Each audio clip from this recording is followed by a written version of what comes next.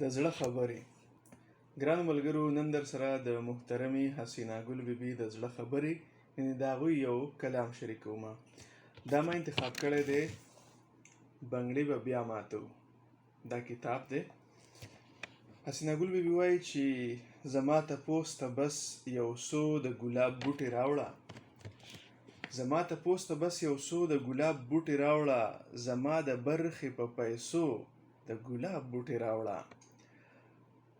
د جهانونو محبت می بس له دوی سره دی، د جهانونو محبت می بس له دوی سره دی، ماته چې ګران دی په دلو د ګلاب بوټي راوړه، ماته چې ګران دی په دلو د ګلاب بوټي راوړه.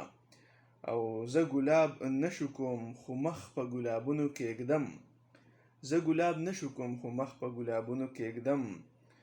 ګلاب دی وی خو بې ازغو د ګلاب بوټي راوړه.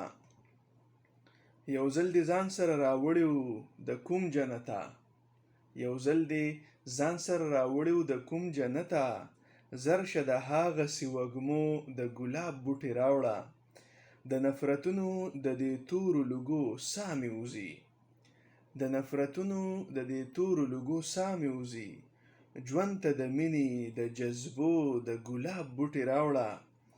زما وطن کې د جنګونو جهادونه زور دي، واه، زما وطن کې د جنګونو جهادونه زور دي، ماله د امن د ورشو د ګلاب بوټي راوړه.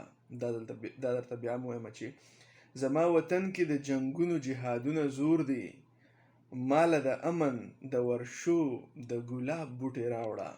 ډېره مننه.